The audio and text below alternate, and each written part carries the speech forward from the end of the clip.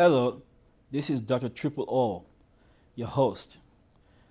Today I have two special guests here with me. I would like to introduce them, Cielo and Teresa. Welcome. Thank you. Today, the topic is weight management made simple. We all worry about weight gain, especially after the holidays. Today, I'm going to try to make this topic as simple as possible so you can utilize this information every day in your life. Before we get started, I would like to talk about a few definitions. BMI, which is referred to as body mass index. We all know about this. This is how we categorize people, whether they are normal weight, overweight, or obese. If you say you're normal weight, your BMI should be between 18.5 and less than 25. When you're overweight, in that overweight range, your BMI should be at least 25 and less than 30. To be in the obesity category, you have to have a BMI 30 or more. There are two more concepts I want to talk about. That's energy in and energy out. Every day we breathe, we digest our food, we engage in physical activity. All those activities of daily living require energy, and that's energy out. For us to maintain life as it is, we need to be able to put energy into the body. The energy that we put into the body is derived from food and drink. So when we take in energy via food, we expend those energy during our daily activities. There comes a time when we put in more than what we need, and those excess energy will be stored somewhere. We'll talk about that in a few more minutes. Now, let's talk about food that we take in, food and drink. If you eat certain amount of food, the food is turned into energy for immediate use. Anything in excess is now stored as energy. So if you have excess glucose, that gets stored in your muscle and liver as glycogen. If you have excess fat, that gets stored as triglyceride in your fatty cells. I'm going to demonstrate this in a few minutes.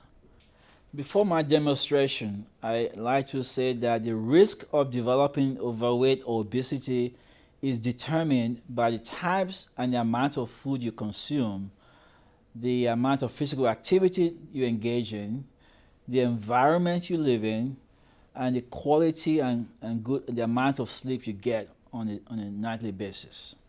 So before I ask my guests a few questions, I'd like to demonstrate a simple concept. Okay. So I mentioned energy in, energy out. So as you breathe, as you exercise, and you run around, do whatever activity you do in a day, you expend energy. So imagine this is how much energy you have in your body. As you expend energy, the amount of energy you have in your body starts to drop. And so the more activity you do, the more energy you expend. Now, you're going to need energy back. You'll feel hungry because you're using all this energy. So now, if you do eat something, like food, it turns to energy, and you feel more energetic again. Now, if you eat too much, all of a sudden, now you have extra amount of energy you don't need. Those energy will be stored. So this translates to your weight. Now, the original line was below this, now it's higher because you have too much than what you actually used. Now the excess turns into extra weight and you gain weight. So this is a simple concept of weight gain. It's what goes out and what goes on. They must balance out. If you put more in, that's what's going out, you're going to have more weight. If you put less in and you put more out, you're going to lose weight. People who starve, people who have access to food, they are still doing activity, they lose weight. So you're not going to gain weight if you put more out than you put it in. But we are in a society where everything is so big. Imagine you go into a restaurant, they serve the same amount of food to everyone, regardless of whether you're, 20-year-old, 100-pound female versus a, 200 pound, 6'3" feet male. So everybody serves the same amount of meal, but everybody also think they have to all finish the same amount of meal. You don't have to. So it's very important that you understand the concept of what goes in and what goes out. You have to have a balance, and if you want to change that weight, you've got to put more out and less in. That's the basic understanding of weight loss. So if you taking this medication to make you lose weight and you keep putting more food in, you're not going to be successful. Any questions? Now, I know you demonstrate this, and what you said is valid. However, when you speak to people, you hear things like, as they get older, they gain weight. Doesn't matter how much they eat or how much they exercise. And that is associated with, I'm getting older, so I gain weight. You see females or male with, getting a stomach, or females, they have difficulty moving around because they start gaining weight. But they claim that they're exercising. That's a great question. So, there's a lot of things we blame on age. I'm getting older, I'm doing that. But there's so many factors that actually lead to more weight gain as you get older. It's not necessarily the age per se. Is when you think about it, you're more active when you're younger than when you're older. There are some hormonal changes that occur that affect how you metabolize your food. There are also comorbid conditions, and there's the same disease processes that you develop as you age that you didn't have when you're younger. So it's not just one thing. So did you know some of the risk factors for gaining weight includes certain health conditions, environment, sleep, stress, certain medications. So when you look at an individual's gaining weight, you have to look at the complete history of that individual, the list of medication. You have to take a comprehensive approach to determine what's actually causing the weight gain. This is just a part of the problem, but there are certain factors that may affect your ability to stop eating, that may increase your ability to want to eat more. And then, so you change that dynamics where you have more in and less out. So you do less physical activity as you get older, and you eat more because you're going to more brunch, more all you can eat, and you now have the ability to take insulin, or you're depressed, you're taking antidepressant. So all those things, or you're postmenopausal, your hormones have changed. So there's certain factors that play in the role of weight gain. So we truly have to look at each individual and really take a comprehensive approach and see what's going on with that individual.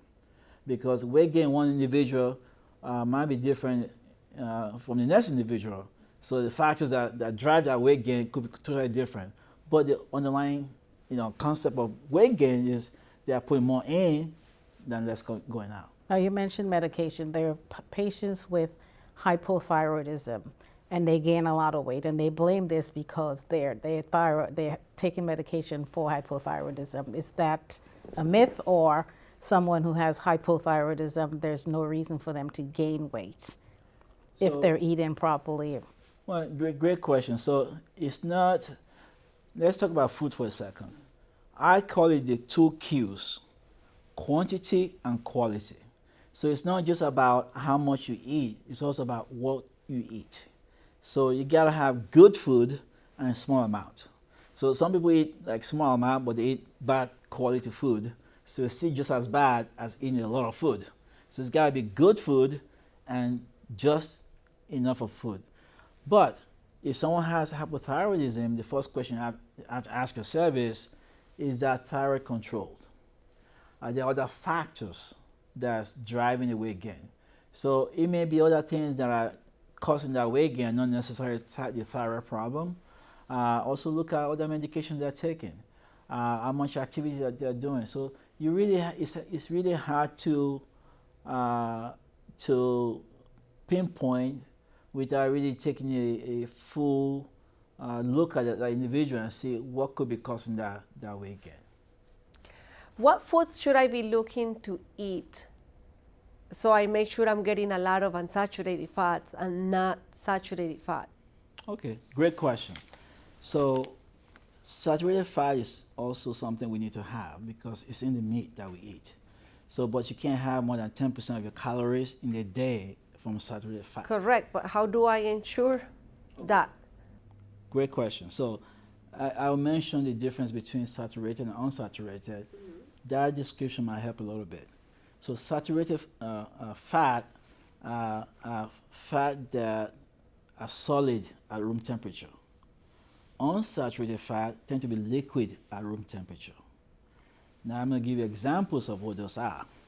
For example, saturated fat foods that are high in saturated fats include food that are baked or fried using saturated fats, meat including beef, So everything good pretty lamb, much.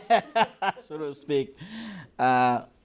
Beef, lamb, pork, poultry, especially with the skin, dairy products such as butter or cream, oil or 2% milk, and cheese or yogurt, oils from coconut, palm fruits and palm kernels. All are saturated fat. Now, the unsaturated fat, you have the monounsaturated and you have the polyunsaturated. Which is better? The poly. The great question. So the polyunsaturated is better. That's the omega-3 and omega-6. Those tend. So I pretty much can go to the supermarket and then look at my bottle of olive oil and to my foods, because I have seen that some of these foods say that polyunsaturated fats or monounsaturated fats, right? Mm-hmm. Huh. Yeah, so olive oil is a good example. Correct. So go ahead. Now, you mentioned coconut oil. And it's been advertised and pushed that we need to use more coconut oil than Right. we use other oils. And this is a lot of saturated fat in there. Correct. So I think, as you know, these, things go in waves. Sometimes they say, oh, tea is in. Some years it will be coffee is in. But the reality of the truth of the matter is the coconut oil does have a lot of saturated fat. Olive oil tends to be more of it unsaturated. Omega-3 and 6 will increase your good cholesterol and lower your bad cholesterol. What about avocado oil? Is it a Great good question. oil too? Avocado is actually a monosaturated fat. Okay. Yes. Avocado oil, pumpkin seeds, sesame seeds, oil from olives, peanut, canola seeds, seed flour, and sunflowers. Okay. So these are the better oils. Yes. Okay. That's No. good to know. Now, earlier you mentioned hormones having to do with weight gain. Is there anything we can do about that? Because you hear a lot about your hormone levels are increased or your hormone levels are low. They're not balanced, especially, we know a lot of it about talking about men, but as females, what could we do about that? That's a great question. One of the things that we don't talk much about is the effect of testosterone in both female and male. Testosterone is what drives your sex. It's a sex drive.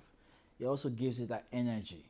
So even though the amount of testosterone in female are a lot lower than in men, but it still has the same effect.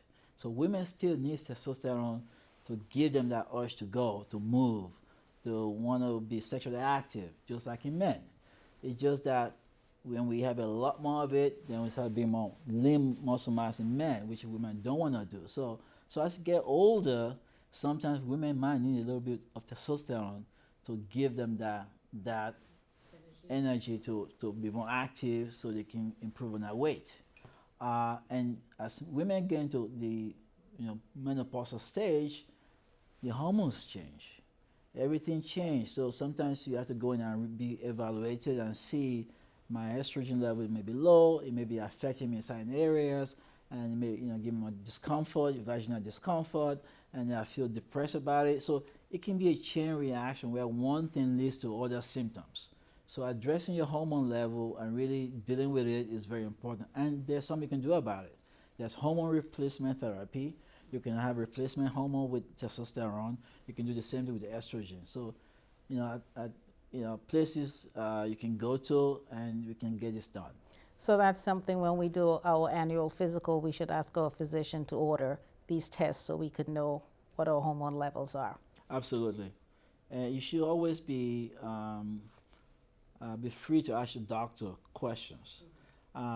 Unfortunately, sometimes your primary care doctor is very busy. They're seeing so many patients, so you should always go into your doctor's office ready to ask questions. Write your questions down. A lot of times you don't write them down. You go there and you forget. And after you leave, go, oh man, I forgot. So if you write those questions down, go there, ask the question. I need my hormones checked. I need my, this checked. I need to know what my cholesterol is, what my blood pressure is. Get that information. Be knowledgeable about your health. Now, you also mentioned about diabetes. I have relatives who are diabetics, and they are overweight. So some of them are taking medication. Is there anything specific that someone like that would have to do to lose weight? Yeah, diabetes is kind of a little difficult because a lot of people end up with diabetes as they gain weight and they develop hypertension, but then they put them on medication that also causes increased weight gain, such as insulin. So it becomes catch-22. Oh, insulin causes gain weight? Yes, it does. I thought it would decrease the weight. No, it does. Drugs that make you lose weight in diabetes would be metformin, for example. But now we have a whole series of drugs now, the GLP-1 agonists such as Ozempic, that's good at lowering blood sugar, also lowers weight. So it does those two at the same time. So in those patients, they could look at drugs like metformin or Ozempic to try and lower the blood sugar and also the weight. So is that something that we can also use to help like an obese patient with weight loss? Yes, great question. So those GLP-1 agonists are also, a lot of them are also good for weight loss. But as we mentioned before, it's not the magic bullet. So you still have to do all those other things we talked about, meaning that exercise, again, quality food in small amount. And so if you do it in conjunction with the drug, suddenly you will lose weight.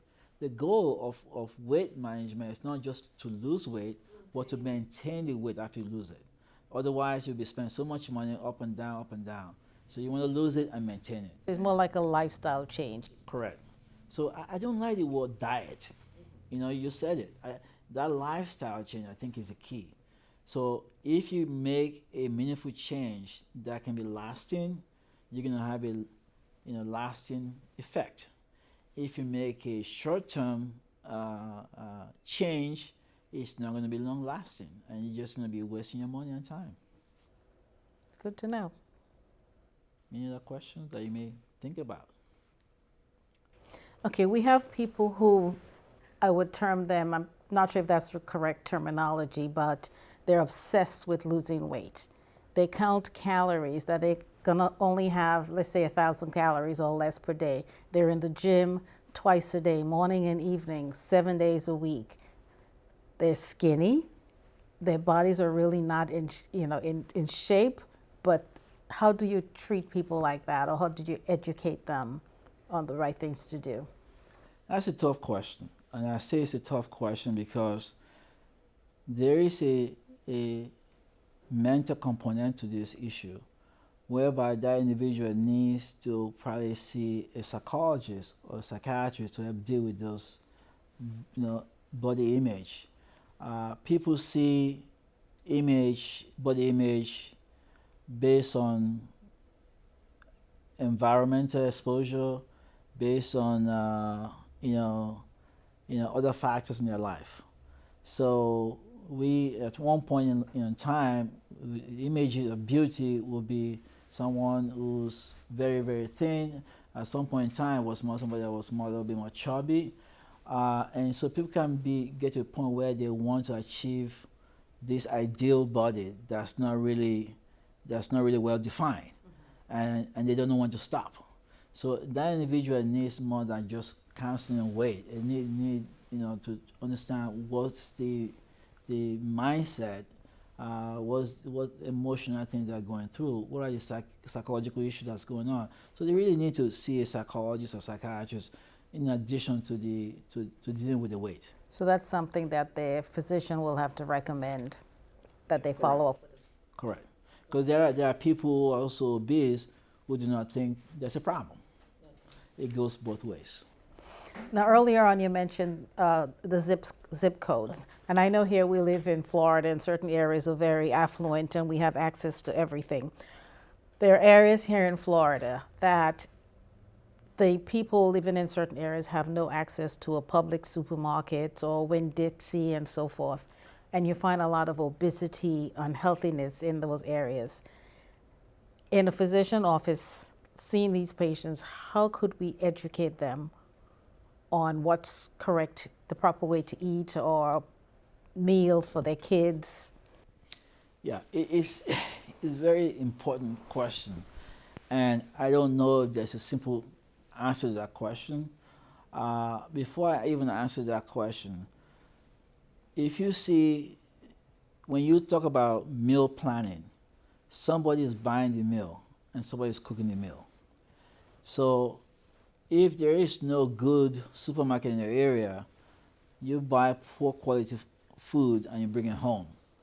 If you're the mom that cooks, you feed that same food to everyone in the house. So obesity tends to run in the family as a result of that. So you see an obese parent and obese kids. I once had a patient, a male who works in Publix. The wife makes the food. She cooks poorly, even though he works at Publix. So she cooks so much food because they used to have kids that left the house, so but she still cooks in large quantity. And the husband will eat so much of it, and he keeps gaining weight. He's retired from Publix, and he eat. I'm like, why are you gaining weight? Because it's my wife's, my wife is at fault. I said, how so? Well, she cooks so much food. I say, do you have to eat all that food? She said, no, I don't want to waste it. I keep telling her not to make all that food, but she keep making it. I said, well, but you have to take responsibility. You can't keep blaming the woman that's making you good food. But I tell her I can't eat that kind of food because I cholesterol. I said, well, you need to learn how to make your own food. If she's making food that are not good, that are large in quantity, you have the responsibility of eating less and making your own food. Now, I just want to address that real quickly. But in terms of zip code, it's very well known or described that zip code determines your health. And if you look at poor zip code, there's high incidence of diabetes, higher incidence of hypertension, high incidence of obesity, high incidence of HIV. These are all social determinants that are very difficult. There's been multiple ways we've looked at how to solve that problem. So if a patient ends up in the office, doctor's office, it's very difficult because if that individual doesn't have enough income, enough money, which is very difficult. So we're limited in what we can do. Sometimes if you have a not-for-profit organization that pair up with your clinic, they can help.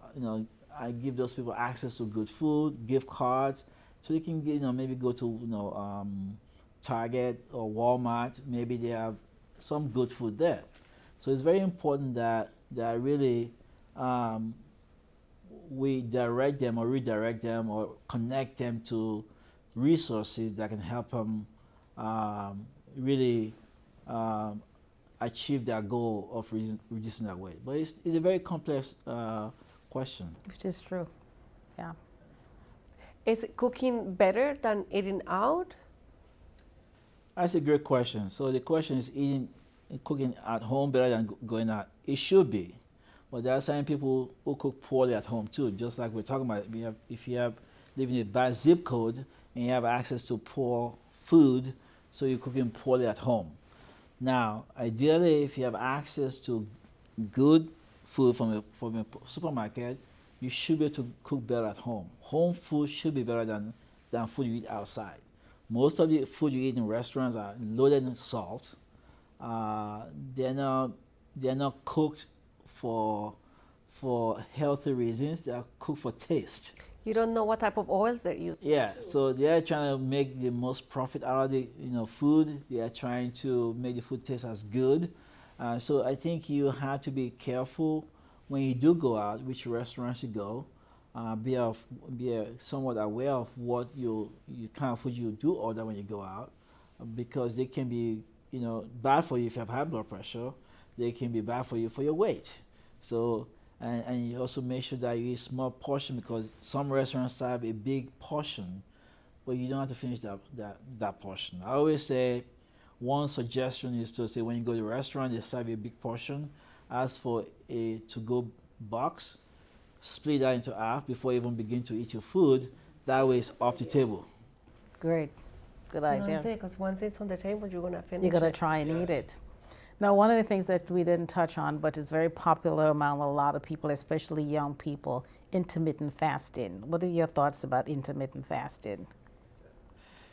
So intermittent fasting, the concept behind it is really, again, it goes back to how much comes in, how much goes out.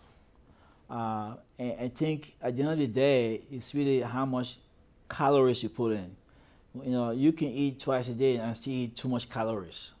So it's not just about intermittent fasting alone. It's about what you put in. So I think the goal of intermittent fasting is to reduce your calories. Most people eat 3 times a day. By saying intermittent fasting, you're reducing the intake so that your output is more than your intake, so you can lose weight. That's the concept. So if you understand the concept about I need to expend more energy that I'm taking in to reduce my weight, because all those energy, that's stored. If you eat less than what you need, those excess that you store will start to be used, and then your weight will drop. So that's the concept of intermittent fasting, to reduce how much calories you take in. And in fact, people count calories. You mentioned people count calories. I said that it's very difficult to count calories. I said get you a small plate, divide into 4 quadrants.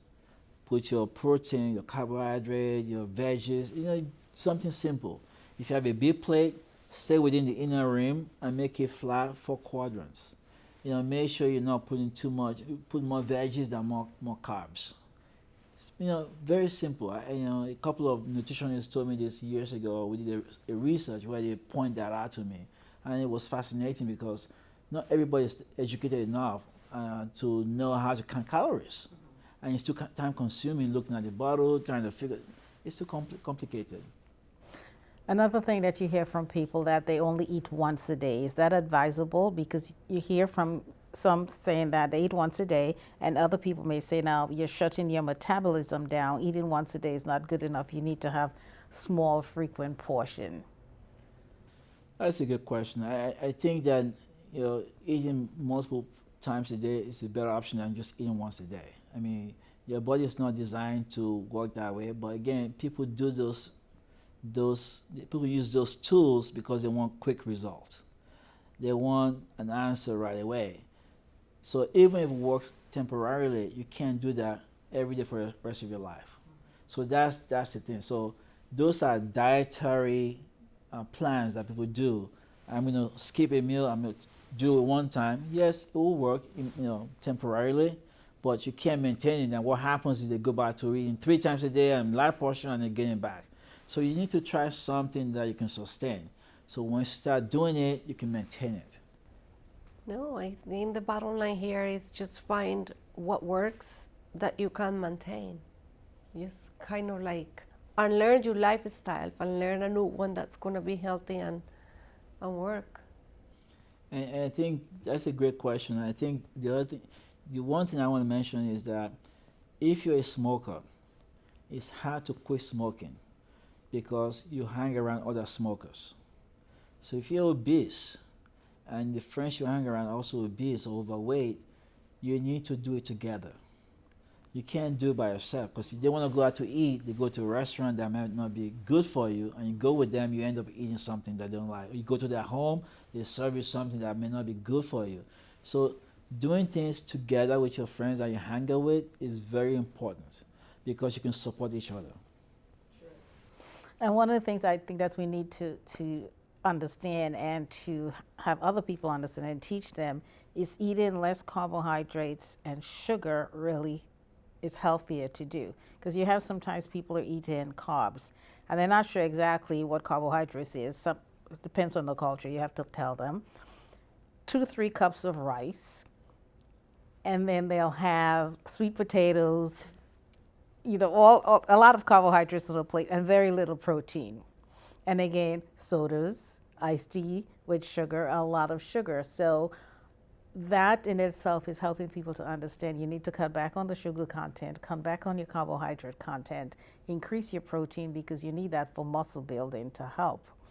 Yeah, that's a great point. And I think that falls under the environmental factors of weight gain and obesity. So there are cultural norms. So if you come from a culture where they eat like that, so everybody that around eats like that, and it's hard to switch. So you have to educate people like, wait a minute, you can't eat that. These are food that are good for energy, but once you have excess of it, they're gonna be turning into weight gain. And so educating people like you can still have some of those things, but we gotta do it in moderation. Excess of everything is bad for you, regardless what it is. The other thing about exercise, which I meant to mention, I think you mentioned it before, is that when you do exercise is about aerobic and muscle strengthening. So you gotta do a combination of both to really get effect on that weight, on reducing that risk for weight. Sometimes people don't have time to exercise. Cielo, that's an excellent question. And she says sometimes people don't have time to exercise. I think when we hear the word exercise, there is this idea that we have to be at the gym, run around in circles and stuff like that, and that's not the case. I used to pay a membership at the gym, and I went for 2 months, and I didn't go for like 7 months, and then it dawned on me like, why am I wasting my money? And I realized over time, like, I can exercise anywhere. You can jump rope in your own house. You can turn a music in your own room and dance. What about cleaning your house? Does it count as an exercise? Correct. Any activity you can do within the confines of your own home constitutes an exercise, but you just do it like continuously for 30 minutes minimum. So you can walk around your neighborhood, you can ride a bicycle, stationary bicycle, you can ride around. There's so many things you can do. You don't even have to leave your house. You can do stretches, you can do a lot of things inside the house. But people always say, I don't have time. Well, you have time to watch a Netflix show for like an hour. You have time to, talk to your friends on the phone for an hour. Then set 30 minutes aside to do something. I think the myth about exercising, because we think that we have to have a gym membership and you have to go to the gym for an hour and a half, and that's considered exercising. Doing something at home, people doesn't feel that that's exercise. Or you do something for 10 minutes. You can do a 10-minute cardio at home. It's not considered exercising because you're in a home. So you feel that you have to go to the gym in order to feel that you have exercised. So there's no need to do that, really. You do laundry and keep your clothes upstairs, so you come up and down a few flights of stairs every day, and that's cardio. That's it. You're going up and down your stairs, yeah. I mean, the funny thing is people go to the gym for an hour and a half. They spend an hour talking. And half hour working out? Maybe 10 minutes working out, 15 minutes in the bathroom. So even though they spend an hour and a half in the gym, but they actually only use 10 or 15 minutes to actually do something. So you can actually do that at home. Correct. And you save all that time to do something else. Because I notice on social media now they're advertising a lot on wall Pilates. So you don't have to pay to go to a gym to do Pilates. You can do this at home. They're showing you how to do exercise with a chair, sitting in the chair doing leg lifts, or you go into the shower and you do standing push-ups in the shower. Yeah, you really don't need to spend all that money at the gym. You can truly do a lot at home. You can go out with your friends to dance, to the line dancing. There's a lot of things you could do. Go to the park, walk around with your friends. There's a lot of activities you can do that cost you nothing. It costs you $0 to get the effect that you want. Thank you very much, Cielo and Teresa, for being here. And I love the engagement, and I'm sure our audience learned a lot from what we've talked about today. And if you have any questions, you can, send messages to me. I'll be glad to answer your message or your questions. We have other episodes coming up, and we're gonna, my goal is to really educate and empower everyone out there. Knowledge is power. My goal is to empower you so you can, be the best you can be. Thank you. Thank you. Thank you. Thank you.